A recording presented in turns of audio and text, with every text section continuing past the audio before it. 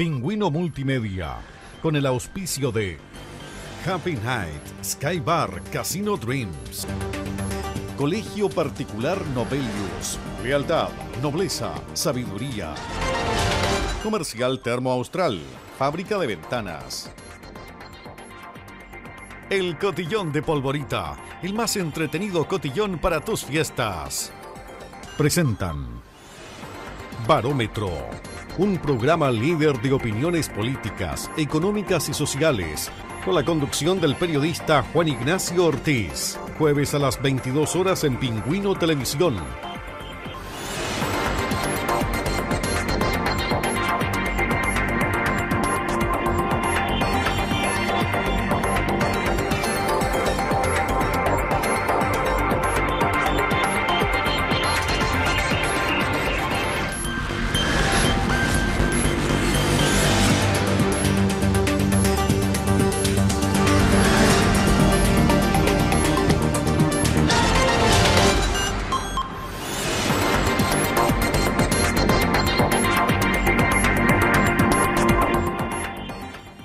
Muy buenas noches, amigos. Les acompaña Francisco Sánchez en esta edición del Barómetro en su 8ª temporada.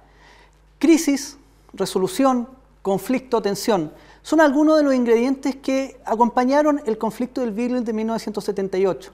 Un conflicto que de una u otra forma marcó la dinámica social, económica y también política del desarrollo de Magallanes. Un conflicto que podemos encontrar distintos actores y también testigos del proceso complejo que se vivió en la región. En este programa especial del Barómetro nos encontramos con dos veteranos de 1978, don Luis Miranda y Ángel Artigas. Bienvenido al Barómetro. Hola, buenas tardes. Buenas tardes. 1978 fue un año complejo. Muchos dicen que fue uno de los años más complicados de las relaciones chileno-argentinas. Sin embargo, poco se sabe respecto a cómo se vivía en la época desde el punto de vista castrense, desde el punto de vista social, especialmente para las nuevas generaciones que desconocen gran parte de este largo proceso que se inició con el laudo arbitral de 1977 y que posteriormente Argentina declaró insalablemente nulo en 1978. Cuéntenos ustedes qué estaban haciendo, qué estaban viviendo en enero de 1978. Bueno, en mi caso yo era un instructor del Regimiento de Infantería número 10 Pueto, del prestigioso. Llevaba aproximadamente en Punta Arenas a enero, febrero, ya 5 meses. Yo llegué destinado de la Escuela de Infantería en octubre, 17 días, el 17 de octubre de 1977, llegué a Punta Arenas. O sea, ahora recién se estaba aclimatando. Claro, era un chiporro, como dice. Y estaba encuadrado en la segunda compañía de fusileros, en la cual tenía aproximadamente 150 soldados antiguos de 2 años y poco más. ¿Personas que estaban haciendo el servicio militar en serio? Claro, ese contingente que había hecho había ingresado ya hacía como 2 años. Habían soldados muy antiguos, de 2 años y 6 meses, 2 años, 4 meses más o menos, que ya habían pasado su periodo de conclusión y ya habían quedado muchos ahí. Y estaban ellos pronto irse licenciados y nosotros, los instructores, estábamos preparándonos para recibir el contingente nuevo. O sea, estaban ahí a punto de recibir, en su caso, los primeros soldados. Mi primer que contingente. usted iba a instruir como, en esa época de clase de ejército era. Claro, contingente del ejército. ¿Y usted, don Ángel? Bueno, yo soy mucho más antiguo que él. Yo ingresé a la institución en el año 69. Ah, ya usted era más. Yo, claro, yo lo recibí a Miranda cuando era instructor. Y estábamos en la misma compañía, en la segunda compañía de fusileros del Regimiento de Infantería Reforzado Motorizado número 10 Pueto. La misión era, estábamos preparando para despachar el contingente y recibir el nuevo contingente, que entraba a cumplir con su servicio en el mes de abril de 1978. En esa situación estábamos nosotros. O sea, se vivía relativa normalidad. Había totalmente normalidad, no se preveía que podía venir una situación de este tipo con el vecino país de Argentina. ¿Y qué se comentó cuando Argentina declara insalablemente nulo el laudo? ¿Qué es lo que se comentaba Bueno, yo en mi caso le puedo decir que vaga los años que han ido pasando y uno se va cuestionando muchas cosas. Uno por la juventud vive un poco, disculpando la ignorancia, porque mayormente uno no le presta atención. No, O sea, ¿ustedes nunca habían escuchado la Picton Nueva Ley? No. Sí. Todos estábamos claros sobre eso. Digamos, hubieron reuniones, lo explicaron, cosas así, pero uno no le da mayor importancia por la juventud. Un muchacho de 21 años no le da mayor importancia. Y sí, se prepara, bueno, si hay que ir, hay que ir. Si no, nos quedamos. Pero esa fue más o menos la situación, en mi caso. ¿Y en el suyo, don Ángel? En el caso mío, bueno, en el caso mío yo de muy niño yo anduve metido en instrucciones militares porque mi padre fue militar también. Entonces, cuando él se iba a campaña, yo no iba al colegio, le pedía a mi mamá que me vaya a sacar, que la campaña era de un mes, y yo me iba con mi papá a campaña. O sea, usted era un pistola de palo. Ahí andaba metido entre medio de los conscriptos, entre medio de los oficiales. Entonces, para mí, toda la vida ha sido la institución ejército, y no veo más allá de la institución ejército. Ya. Entonces, con este tema se vivieron anteriormente otros conflictos que vino con Perú, con Bolivia, antes que el del 78. En ese tiempo estaba mi padre, que lo sacaban, lo llevaron también a terreno y no aparecía en meses, porque está en la frontera. ¿Pero usted estaba acá en Magallanes? Sí, yo soy de acá, de Magallanes, yo soy oriundo de Puerto Natalis. Ah, natalino. Natalino. Ah, ya. Sí. Ya todo empieza a cambiar ya en abril de 1978. Empiezan a haber ya las primeras movilizaciones, empiezan a establecer los primeros despliegues específicos por parte del alto mando. Y ustedes, me imagino ya abril, recibieron el contingente, ¿recibieron alguna noticia o alguna situación especial? En el caso de nosotros, la segunda compañía de fusileros es un caso muy especial que poco se sabe, más o menos, yo creo. Nosotros fuimos la primera unidad que llegamos al límite político internacional, cerca al límite, llegamos al sector de Siaique, en el mes de mayo del año 1978. O sea, en plena Pampa. En pleno. No, Siaique es una estancia. ¿Ya? Se ingresa por el kilómetro 94, Huasijaro o Gringos Duros, como le llamaban antiguamente. De ahí se pasa por puesto dinamarquero, la pata que va hacia La Vega y la pata que va hacia Siaique, que era una estancia. Habían casas, había de todo. Pocos pobladores, uno o dos más que no habían. Ahí llegamos nosotros. Pero nosotros llegamos con el contingente a instruirlo. Poco nada se sabía de lo que estaba relacionado. O sea, ustedes fueron al periodo normal. Normal de campaña de invierno. De campaña invierno. Claro. Sí. Y no lo voy a hacer, por respeto no voy a explicar bien lo que quería decir, pero teníamos un comandante de regimiento en ese entonces, que muy bueno, amén de lo que él haya hecho o haya dejado de ser, no lo juzgo yo. Estábamos 20 días arriba y 10 días bajábamos a Punta Arenas. Entonces, y ahí ya empezamos nosotros, más o menos, los instructores empezaron a explicar la situación. Y ya en julio, más o menos, ya se empezó ya las compañías, por ejemplo, nuestra compañía llegó un pelotón de morteros, llegó una sección de morteros, llegó un pelotón de telecomunicaciones. O sea, ya la situación ya no era normal. Ya no era normal. Y ahí empezamos a hacer posiciones, pero en pleno invierno, con palas portátiles, los ¿Qué cascos. son las posiciones? ¿A qué se refiere con las posiciones? Los hoyos, digamos, se empezó a hacer una posición defensiva. Ya.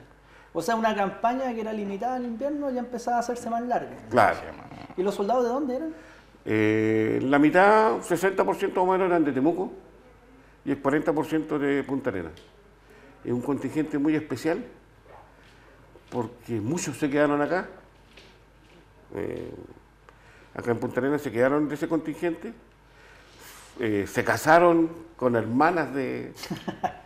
Porque, claro, que lo que pasó es que nosotros, los instructores, cuando empezamos a bajar por 20, estábamos 20 días y 10 días acá, llegamos al regimiento, entonces nosotros separamos la compañía, los de Punta Arenas allá y los de Temuco acá. Y le preguntamos quién se podía llevar a alguien por su casa. Pero fue una cosa buena y maldadosa. Buena porque para que los soldados se junten, y maldadosa era porque para que nosotros no podamos hacer clase de servicio. O sea, en el fondo para no cuidarlo en el cuartel. Claro, entonces ellos iban todos a la casa de uno cada uno, y nosotros quedábamos libres. Por supuesto, uno quedaba siempre en la compañía, pero ya no con la responsabilidad de tener los 150 soldados. Claro, eran menos. Claro. Y ellos, menos. bueno, y el 100% se lo llevaron. Hubieron gente que se casó con hermanas, que se quedaron acá, y hay muchos contingentes acá, muchos, de este contingente de Temuco acá. ¿Usted se encuentra con esos soldados de repente en la calle? Constantemente. Y cuéntenos, don Ángel, ¿cómo fue cambiando la situación? Ya que las posiciones ya no eran de instrucción, sino que esto empezó a ser ya una escalada, empezaron a llegar más soldados. Bueno, más nosotros cuando partimos a campaña partimos con implementación básica, que es una mochila de asalto de infantería con una pala portátil en la espalda. Es igual de esas palas pequeñas que se de esas palas pequeñas, es igual que ponerle azúcar a una taza para sacar la tierra. Y de repente empezaron a llegar camiones con material, chuzos, palas grandes, picotas, para hacer posiciones, pero ya no posición para el hombre que está atendido, sino que de pie y con zanjas de comunicación para irse comunicando una. O sea, estamos hablando ya de agujeros de 2 metros, 1,80 metros. Exactamente.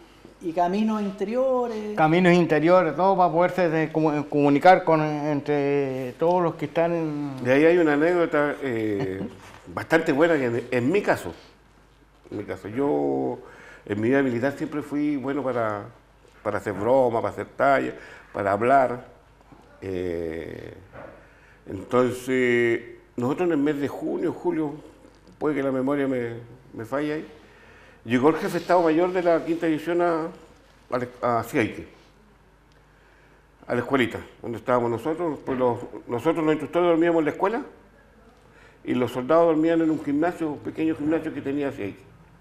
Y los soldados que eran de la sección logística dormían con el ranchero en su cocina, que era una cosa bastante buena. Entonces llega el coronel Cowell, si no me equivoco el apellido, Enrique Cowell Mancilla. Si no me, sí. Bueno. Tiene buena memoria. Entonces empieza a preguntar él cuáles eran las necesidades que nosotros teníamos. Yo, poco suelto de repente, me levanté y le expliqué que estábamos haciendo posiciones con palas portátiles y los cascos. No teníamos palas, no teníamos picota, nada. Entonces me quejé de eso y le dije que la escuela tenía las instalaciones para gas licuado y no teníamos gas. Teníamos que estarlo calentando con leña. Bueno, él no dijo nada, sino que tomó nota con su ayudante. Sorpresa, como a los 2 días llega el camión de Gasco a llenarlo el gas. La escuela después tuvimos gas nosotros. Y no sé, pasaría no sé cuántos días, llegó un camión particular a dejar los palas y picotas. Y unos bidones plásticos que todavía existen en el ejército, hay algunos por ahí. Pero para sorpresa de todo, después que pasó todo esto, viene la parte administrativa, porque viene el año 79, viene la parte administrativa, y esos bidones y esas palas y esos picotas, no, salieron dadas de alta por la orden de división al regimiento Pueto y en la segunda compañía fusilera. Y cuál venía con que había sido recibido por el cabo segundo Luis Miranda. Y no tenía ninguno. Porque como después llegaron, no sé, habrán llegado 400 palas, 400 bidones, picón. Entonces ellos después, las otras unidades que estaban limitadas con nosotros, ya sea hacia La Vega o hacia Santa María, los mandaban a pedir palas, porque sabían que nosotros teníamos palas. Que le manden 20 palas, 30 palas, decía, Miranda, mandaré 10 palas para allá. Ya, yo la entregaba, no. Cabo con 7 meses no sabía o si sabían o no, que había que hacer un acta, que había que hacer un recibo, una cosa, porque después... Bueno, consecuencia, termina la anécdota que después en el año 39 se tuvo que explicar, bueno, y la división los dio de baja, porque desaparecieron todos. O sea, están todavía perdidos en La Pampa. Claro, en La Pampa, y tienen que haber quedado por ahí alguna parte. Cuéntame, ¿cómo era la comunicación con la familia? ¿Usted que era de Puerto Natales? No había prácticamente comunicación, no existía la tecnología que existe hoy día. Llegaban Cuando cartas, bajábamos mandaban acá a Punta Arenas, a veces teníamos comunicación, o a veces cuando las líneas las reparaban, porque generalmente estaban cortadas las líneas de teléfono. Entonces uno se podía comunicar con la familia acá en Punta Arenas, la familia directa de uno, porque en ese tiempo yo ya era cabo primero, ya estaba casado, tenía niños. Entonces era complicado estar en terreno y estar pendiente de qué es lo que puede pasar con la familia acá abajo. Entonces era... ¿Y qué contaba la familia las pocas veces que usted pudo tener contacto con ellos? Bueno, que ellos estaban bien, que estaban siendo asistidos de vez en cuando, iban del regimiento a dar una vuelta, a visitarlos, a ver cómo estaban en la casa, si tenían alguna necesidad. En ese aspecto no teníamos mayores problemas, en el caso mío no tuve esos problemas. No sé en el resto del personal de instructores qué puede haber sucedido, porque cada uno tiene su propio designio o pasar que le tocó vivir en ese momento dentro de este sistema. Por ejemplo, Miranda tenía un cargo, yo era en ese tiempo guardalmacén de material de guerra, y cuando se aproximó el tema del conflicto pasé a recibir todas las raciones de combate del batallón. ¿Eso qué involucraba eso? ¿En cantidades, por involucrada eran cantidades de 500.000 cajas de raciones de combate que viene todo preparado y uno tenía que entregárselo a las compañías y tenían que firmarme un documento, y cuando terminó todo este proceso y empezó a recuperarse para llegar a la normalidad, ahí fue el tema, porque se comieron la mitad de las raciones de combate. Unas venían abiertas, le sacaban los chocolates, le sacaban la mantequilla maní, porque eran tipo americanas. Entonces, para poder hacer un recuento y poder restaurar, menos mal que uno se respaldaba con papeles. Al principio habían dicho que no, que le tiráramos nomás porque esto ya no... El tiempo era claro. Yo no, con la desconfianza, pues yo ya como sabía... Ahí se ve la experiencia de un hombre que era cabo primero, y uno que estaba recién llegando a la unidad. Entonces él, como ya tenía la experiencia, él hacía su recibo porque seguramente ya había tenido... Entonces él hacía el recibo para poder entregarlo, y no había nada no había nada que pudiera impedir que él le hiciera el recibo. En el cambio mío, yo lo entregaba, ¿no? Y cuéntenme, ya empiezan a pasar los meses, hay un hecho muy importante en Magallanes, especialmente ya a partir del mes de septiembre. Se habla de un desfile masivo que se hace acá en la Plaza de Armas. Algunos dicen que pasaron varias veces en forma de demostrar fuerza, pero también a nivel nacional ya las primeras unidades, ya hay grandes unidades que se están desplazando a Magallanes. Hay oficiales de la Academia de Guerra que eran alumnos que pasan a tomar el mando de batallones, a estar en los cuarteles generales, y también empieza a haber una destinación rápida de las escuelas como de la Escuela de Caballería, la Escuela de Infantería, que empieza a destinar a distintos funcionarios del ejército y también de otras ramas y también civiles a distintos lugares de la Patagonia, pero también entendiendo que esto es un frente nacional, desde el árido desierto hasta la Antártica se están tomando diferentes medidas. ¿Ustedes cómo empiezan a ver esto de que empieza a llegar gente de Santiago, que empieza a llegar gente de Quillota, en el caso de la caballería montada, que Puerto Natales es más emblemático que acá?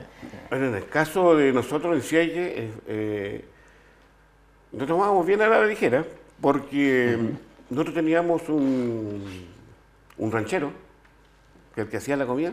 Ya, un cocinero. Cocinero, claro. Velázquez Matusis. Velázquez Matusis. Muy conocido, Velázquez Matusis.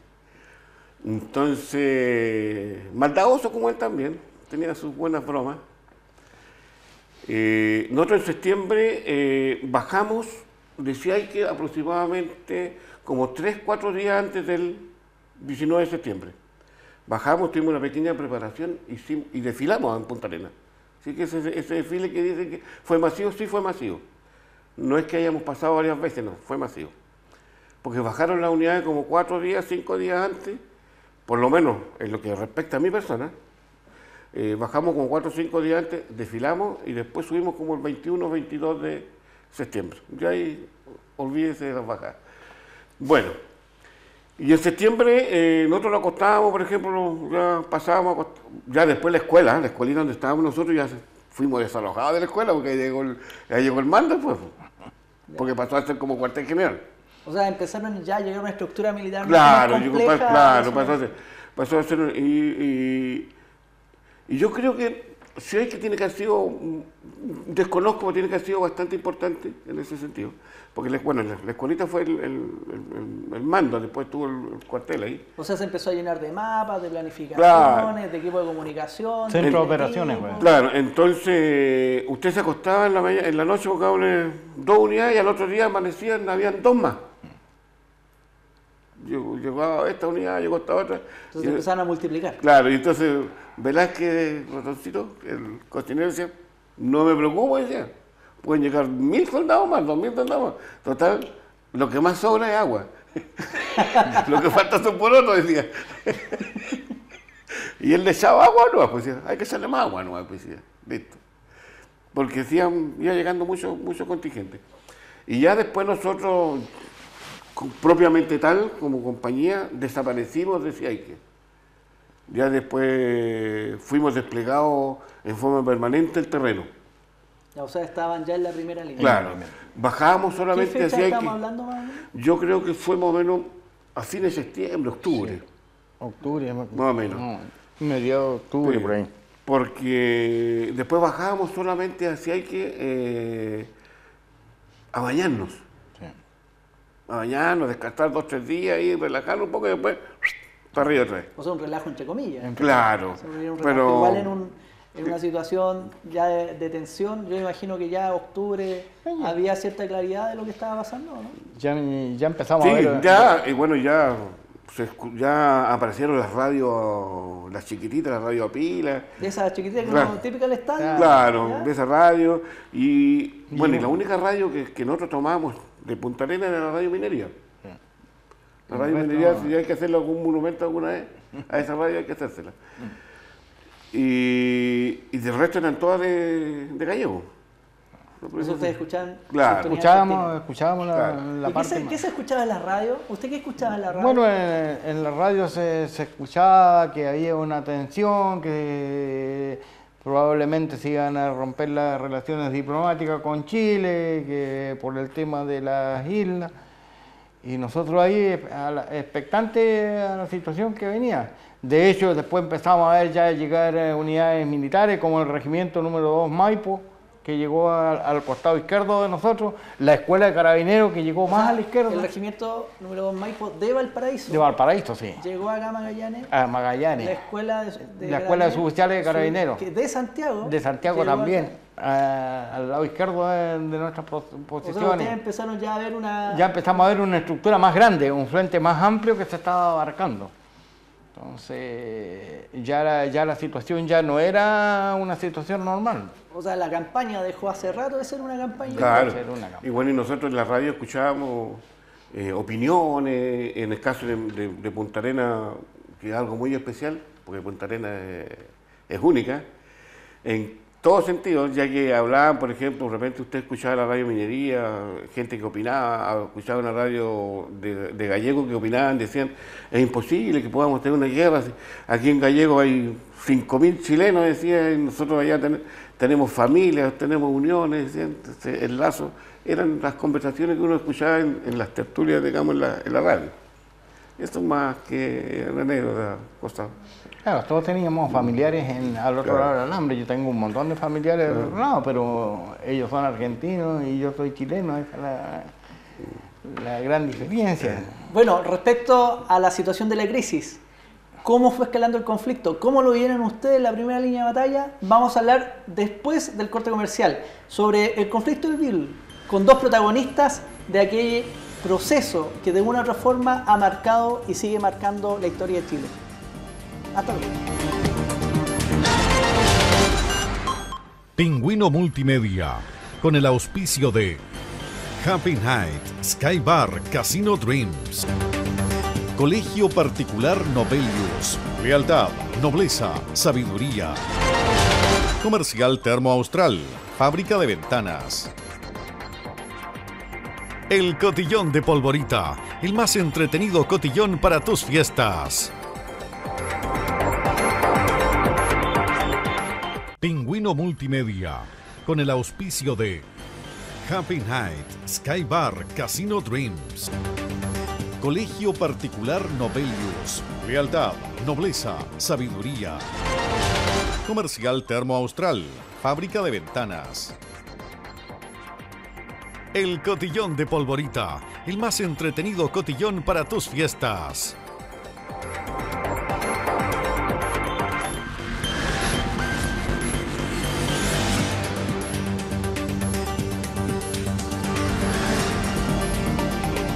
Buenas noches amigos, estamos acá en el Barómetro en este segundo bloque conversando con dos veteranos de 1978 desplegados en Siayque, la primera línea de batalla o de defensa que nuestro país se estableció en la zona norte de Punta Arenas.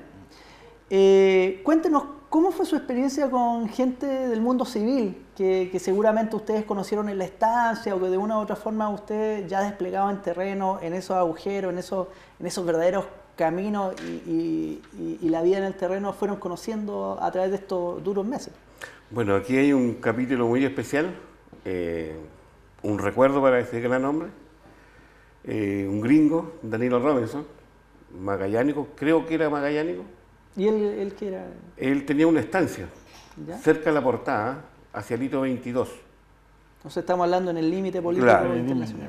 Entonces nosotros cuando llegamos en mayo nosotros a Siayque, él se acercó a nosotros preguntando si necesitábamos algo, alguna cosa.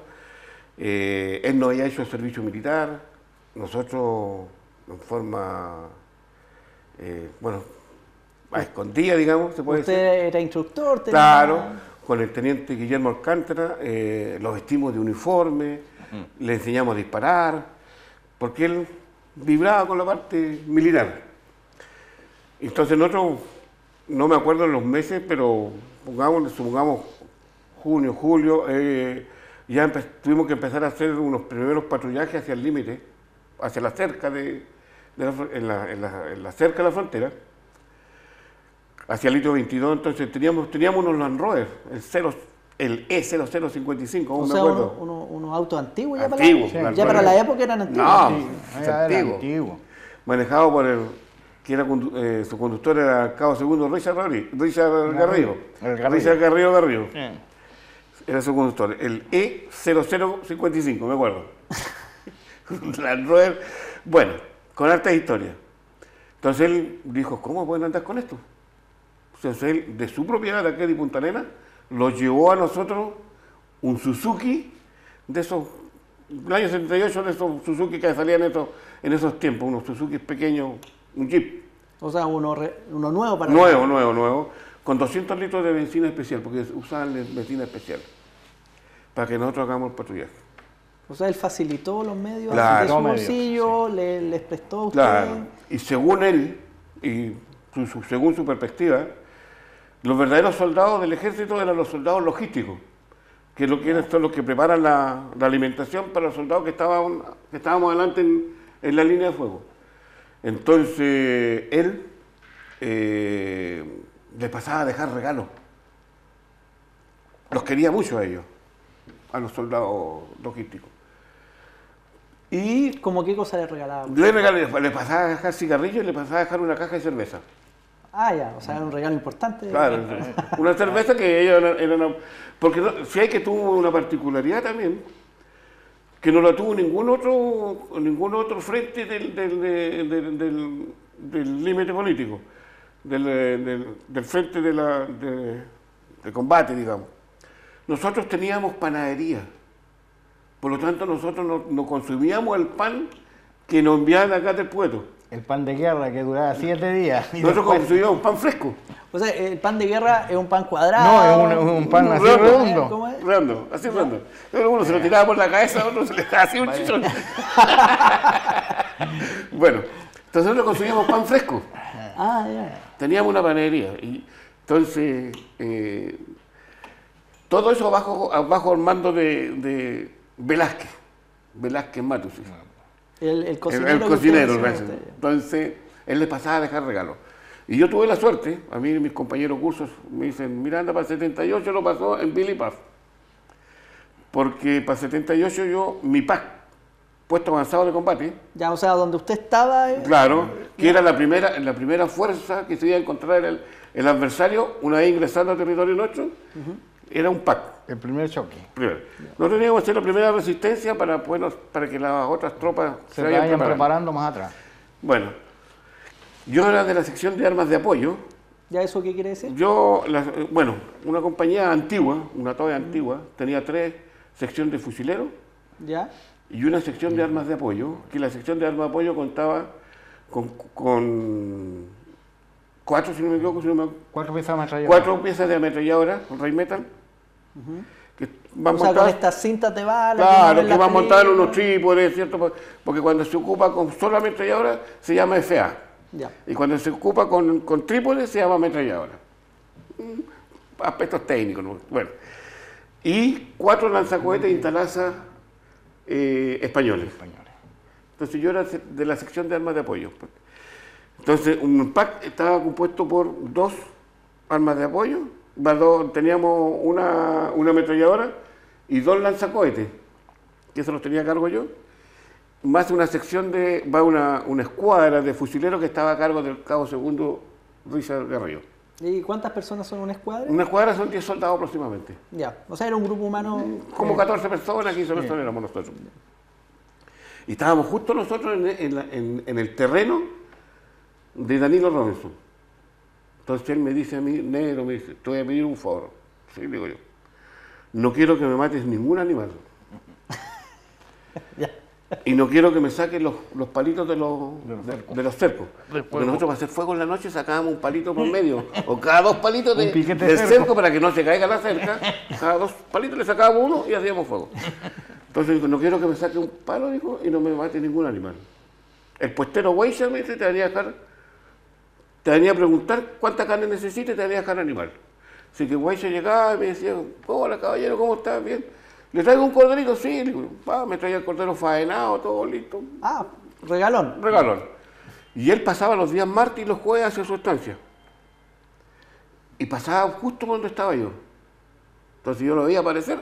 Hola, negro, te traje tu regalo. Y usted no me va a creer. Me traía un cartón de cigarrillos Palman, tabaco rubio, que es lo que fumaba él en ese entonces. Una caja de bebida Dixie Cola, que salió por muy poco tiempo en la zona franca. Dixie Cola. Una botella de coñac escocés y los diarios. Los diarios de Punta Arenas, sí. la prensa. En el La fondo. prensa. Me los pasaba a dejar. Los martes y los jueves. Entonces, Estaba bastante regalón, la claro, entonces con el tiempo, el comandante de batallón, el mayor Gutiérrez, supo que a mí este caballero me pasaba a dejar eso. Entonces pasaba el señor Danilo hacia arriba y él pasaba atrás. Y llegaba donde estaba yo. Y me llamaba. Me decía, no lo voy a decir como me decía, pero me decía algo así, me decía, yo sé, me dijo, que te traen regalo, pero yo lo único que quiero es que me pasen los diarios. Y la parte económica. Es una historia del caballero. Bueno, después me dice, te voy a pedir un favor, me dice, pídele al gringo que te traiga el mercurio, especialmente el del día domingo.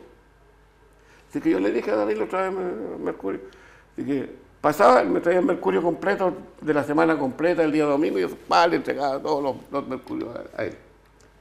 Danilo Robinson, fuimos muy amigos, tuvimos una amistad linda. Yo creo que fui el único personaje en todo el límite que para el día de su cumpleaños, el 8 de octubre del año 1978, tuvo el privilegio de bajar a Punta Arenas a celebrar su cumpleaños. Porque él se encargó de pedirle permiso al comandante de batallón, al comandante de compañía, al comandante de batallón, todo para ver, y me dieron un permiso. Que él me bajaba, me celebraba el cumpleaños acá en Punta Arenas, y el otro día volvía me iba a dejar. Oiga, don Ángel, ¿y usted Bueno, en el ¿Cómo caso iba mío, parte nosotros este proceso? estábamos en primera línea también, pero detrás de ellos, atrásito de ellos. Ellos eran los que enfrentaban el primero y nosotros era El apoyo. el apoyo que resistíamos ya el más grande. Ya la cantidad que teníamos nosotros, nosotros teníamos fusileros que contábamos con un FA que parecía una ametralladora, con menos velocidad de tiro. Teníamos también granadas de mano, granadas de fusil, tiradores escogidos con mira telescópica. ¿Cuánto es? Yo tenía a cargo un mortero de 60 milímetros, que eran unos morteretes chicos. Ya, o sea, esos son los tubos donde se mete la bomba. Exacto, ¿ya? pero los más chicos, de 60 milímetros. Perfecto. Y teníamos a cargo eso, y lo que a veces conviene resaltar, porque muchas veces resaltan en las historias, las posiciones de combate jamás tuvieron las cúpulas esas de cemento que tienen ahora. No, esos son muy posteriores. Esos fueron mucho después, porque nosotros tapábamos con lata, con palo, y encima le poníamos del mismo pasto coirón, tapábamos, y en el día permanecíamos abajo, no se podía salir. Ya cuando se empezó a poner crítica la situación, durante el día nadie salía afuera, solamente cuando oscurecía salía y no se podía prender fuego, no se podía fumar, todo se tenía que hacer dentro de las posiciones. Las posiciones eran un verdadero rancho. Tenía departamento para dormir, tenía cosas para dejar los cigarros, para dejar los elementos de aseo. Era igual que una casa, pero bajo tierra. Y lo único que hacía uno durante el día, levantaba un poquito así para mirar qué es lo que se veía en el frente y se bajaba el portalón. Eso era lo que vivíamos nosotros. Realmente el 78 no hay nada espectacular como la película esa Mi Mejor Enemigo, que el perrito ese que iba y le traía mensajes de Chile a los argentinos y los argentinos mandaban mensajes. Eso no existe. Ni que jugamos al fútbol con los argentinos en una pichanga y los aviones, tampoco existe eso. Eso no, eso fue un cuento ficticio, ¿no? Ahora, los cascos que nosotros usábamos tampoco usaban mallas de mimetismo, nosotros usábamos arpillera. Arpillera tenía con tierra de color, ¿cierto? La arpillera es una tela así como burda. De saco, era un saco antiguamente que se llamaba arpillera, y de eso la confeccionábamos. Nosotros mismos la confeccionábamos en los hoyos, cortábamos y la cosíamos con aguja de coser saco. Hacíamos la Oye, funda. ¿y cómo si ya se empieza a dar, ya estamos en octubre, usted ya participó en el cumpleaños, están escuchando Radio Minería, empiezan a llegar las unidades mayores, el Maipo de Valparaíso empieza a aparecer en Magallanes, también los carabineros que empiezan a fortalecer parte de las líneas. Ustedes ya, estamos en noviembre, ya las relaciones diplomáticas entre Chile y Argentina se ven ya en su máximo nivel de tensión, y uno de los líderes indiscutidos de toda la crisis fue el general Neil Floyd Buxton, que era comandante de la quinta división de ejército en ese entonces, y él, junto con su Estado Mayor, estaba muy preocupado de toda la situación, porque se preveía que dentro de los diferentes frentes a nivel país, por las condiciones geográficas, que básicamente no hay una frontera geográfica entre Chile y Argentina en la Patagonia, se iba a desarrollar la gran maniobra operacional, o sea, el choque iba a ser acá en Magallanes. ¿Ustedes alguna vez vieron a Nilo Flodi, lo conocieron, tuvieron contacto con él indirecto o directamente? Por supuesto que sí, lo conocimos, porque él era el comandante en jefe de la quinta división.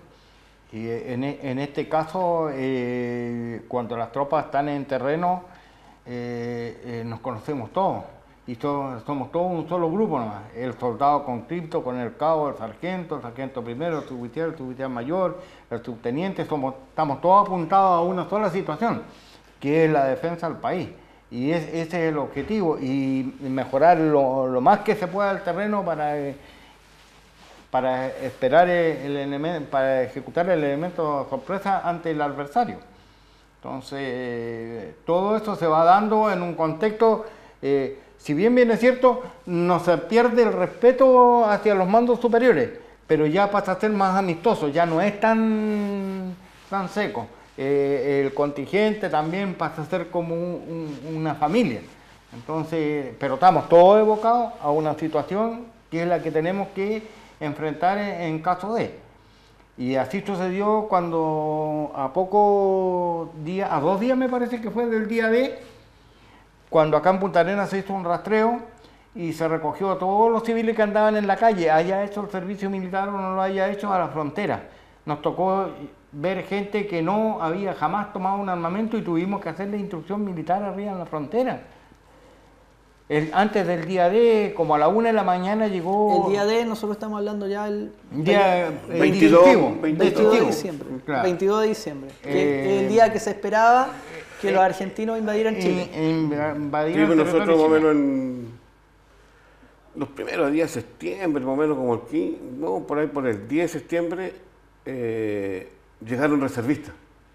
Ya. Bastantes reservistas llegaron a las unidades.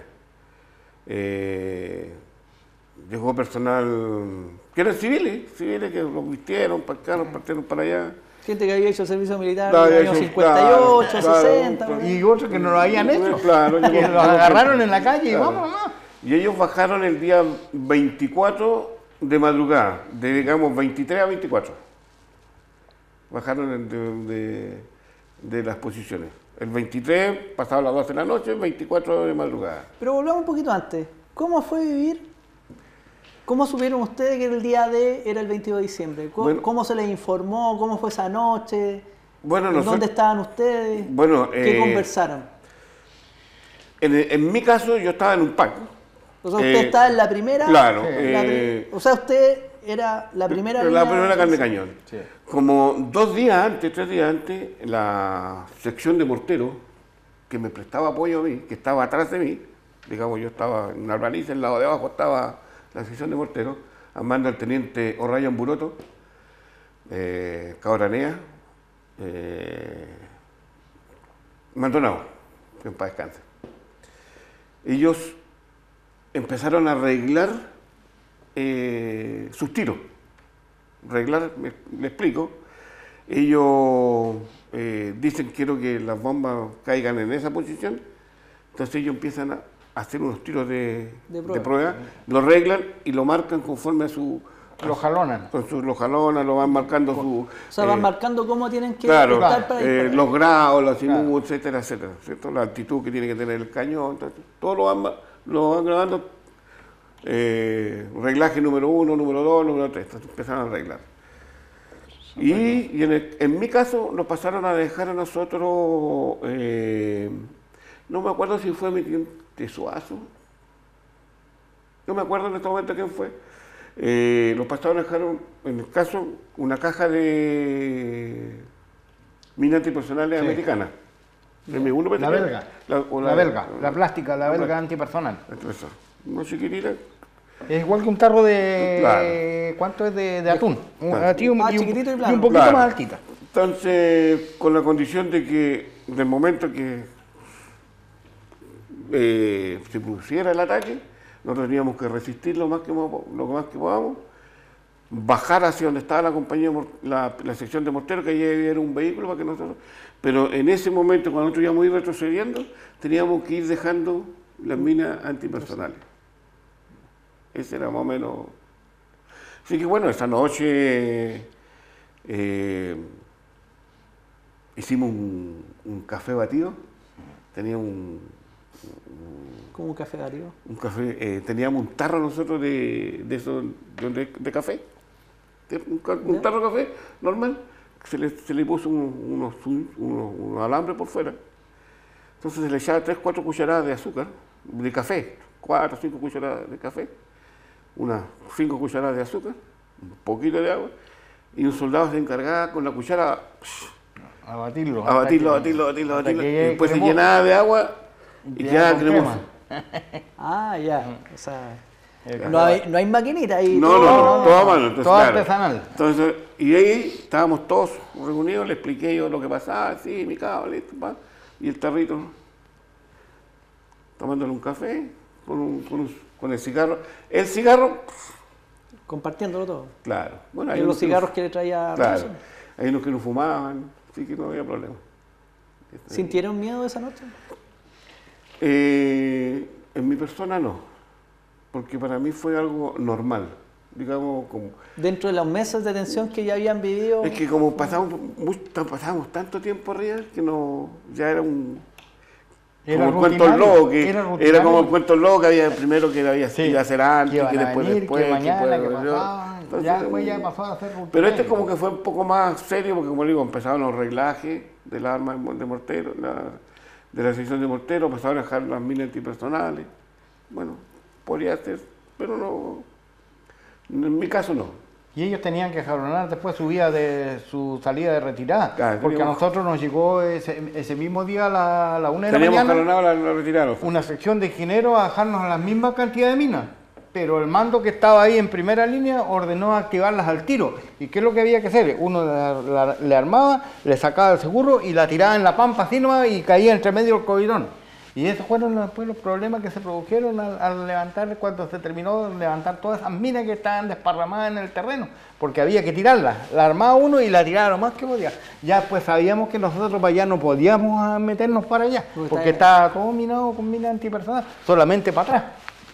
Ya, y eso llevó a accidentes, llevó Claro. a Sí, situaciones claro que sí. complejas. Bueno, aquí viene un capítulo... ¿Ustedes saben de accidentes que Sí. se hayan... Nosotros tenemos en la compañía tenemos un soldado que falleció. No falleció producto de... A ver, yo le quiero explicar antes digamos, yo estuve en un alistamiento operacional en el límite, no estuve nunca en una guerra, para que no diga que yo estuve en una guerra, y tampoco vi nunca un soldado argentino, no vi nunca un vehículo argentino, pero sí estuve en un alistamiento operacional. Que es bastante- muy distinto a otros casos que sí suceden, o sea, Puerto Es que Natales... tuvieron contacto con es que el- sabe una cosa, es que cada uno es dueño de su propia verdad, y yo no soy nadie para ¿Usted dentro de lo desmentir. que vivió? Claro, eso es lo que vivimos nosotros. Claro, ¿me entiendes? Pero nosotros tuvimos un soldado muerto, que falleció, Pedro González Guiñez, que en paz descanse, va un recuerdo para él, pero él falleció por un error de nosotros los instructores y por un error de él. ¿Por qué nuestro? Porque nosotros en la ociosidad que teníamos, en el tiempo que ya no teníamos qué hacer de repente, no teníamos por tanto tiempo ocioso, entonces hacíamos, miren lo que le voy a contar, hacíamos carreras de los bichitos que hay en la pampa, unos toritos, unos negritos, unos toritos negros. Hacíamos dos pistas así de chiquititas, pues si no corren nada, eso que van a correr. ¿Sí? Entonces lo hacíamos correr nosotros y le hacíamos apuestas, ya, cualquier cosa. Decía. Entonces cuando perdía mi torito, el chiquitito ese, yo lo pescaba, lo dejaba en el suelo y decía, este se muere. Entonces yo sacaba el revólver, nosotros teníamos el revólver Rossi, entonces le giraba un espacio. Cuando usted dispara, usted aprieta el disparador del revólver Rossi, la nuez se mueve hacia el lado derecho y pega en el percutor. El percutor pega en el sector. Entonces nosotros le sacábamos un tiro y lo girábamos un giro a la izquierda. Claro. Entonces pegaba así. Entonces cuando Pegaba nos vacío. decía, ya, se muere este hizo, ¡pah! Le disparamos, pero pegaba en el lugar vacío. Entonces, este soldado, que era el soldado del cabo Alfonso Emilio Fernández, el Colorado, quiso hacer algo así parecido en un momento determinado que el cabo dejó su arnés ahí y se fue a lavar. Y su arma. En su arma, entonces él sacó el arma y quiso hacer algo similar, por lo que pude entender, porque yo no estaba en el lugar, pero por lo que me explicó después Luis, quiso hacer algo similar. Y apuntó a un amigo, a un compañero, y ese compañero le dijo que no juegue con él, ese joven está acá, en Punta Arenas. Es periodista, entre paréntesis. Es periodista, Concejal. es concejal de Germán Flores. Fue soldado Germán nuestro. Flores. Él es de Temuco. Entonces, dijo, no, si no pasa nada, si mi cabo hace lo mismo, dijo, ¡pah! Y le pegó el tiro en la... O sea, no entendió... No entendió, es que nunca supo que lo que nosotros hacíamos. Después tenemos en septiembre el cabo Velázquez, que era un cabo de ingeniero, Ingeniero. que estaba con nosotros en la sección en Chieque. Ellos sembraron minas antitanque. Las grandes. De las grandes, ¿cierto? Pero no salían una respuesta, sembraron cerca de en un camino, donde había que pasar. Entonces ellos había que dejar despejado el camino. En la actualidad ese campo minado está. Nosotros lo pasamos a ver el año pasado. Está todavía. Está el caminito que debe tener unos 4 metros de ancho, menos. Y acá está el campo minado, y aquí en la esquina del campo minado está el monumento que se le dice. El hito que indica... Porque él fue a levantar el campo minado. Estaba nevado. Estaba nevado, entonces no encontró nada mejor que levantar la mina con un chuzo. O sea, pegó el picotazo y le pegó justo al plato y reventó la mina. Le encontraron la pura bota. La pura bota se encontró Bueno, y Navarrete. Nos quedan los últimos minutos. El caso Navarrete de que... Ese es... ¿También un fallecido? No, él se amputó la pierna. ¿También por mina? Claro, mina antipersonal. Él estaba en el hito 22. Justo en el límite 22, justo en la cerca, en la doble cerca estaba. Hizo un antipersonal. Claro, él tiró la mina antipersonal por el día D, después dijeron que había que levantarla. Y bueno, la levantó, pero pisó una y se le entró su pierna. Bueno, nos quedan los últimos minutos ya del programa. Cuéntenos, ya ha pasado prácticamente 42 años, un hecho que no se ha investigado mucho, que cada 10 años, 5 años tiende a ser noticia por los documentales, cada vez se está hablando más, hay más veteranos que están escribiendo, se están haciendo algunos esfuerzos por tomar registro de los testimonios. ¿Ustedes cómo ven lo que vivieron brevemente, ya en un par de segundos, esta experiencia de ser desplegado en 1978? En mi caso yo creo que ha sido la experiencia más enriquecedora en mi vida. Como hombre, como persona.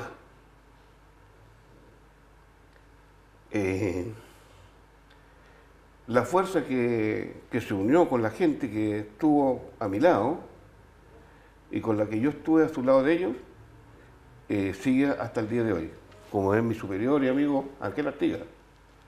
El año pasado nosotros tuve la misión de ir a dejar mi comandante compañía del año 78, tuve la misión de ir a dejarlo a sus cenizas al hito 22. Lo pidió él. Él pidió. Esa fue la última pega que me dejó.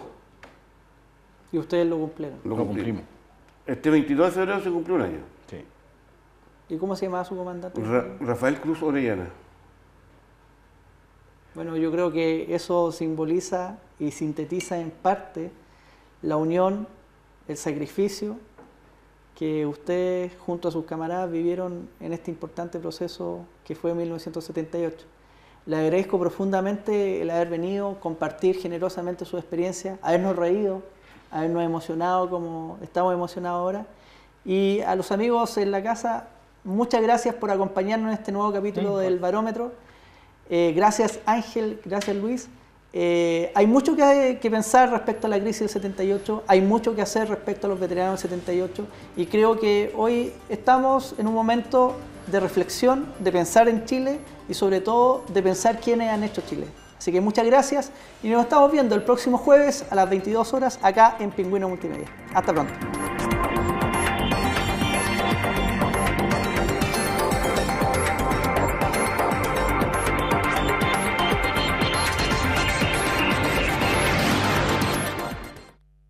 Pingüino Multimedia, con el auspicio de Happy Night, Sky Bar, Casino Dreams, Colegio Particular Nobelius, Lealtad, Nobleza, Sabiduría, Comercial Termo Austral, Fábrica de Ventanas, El Cotillón de Polvorita, el más entretenido cotillón para tus fiestas. Presentaron Barómetro, un programa líder de opiniones políticas, económicas y sociales, jueves a las 22 horas en Pingüino Televisión. Barómetro, un programa de Pingüino Multimedia.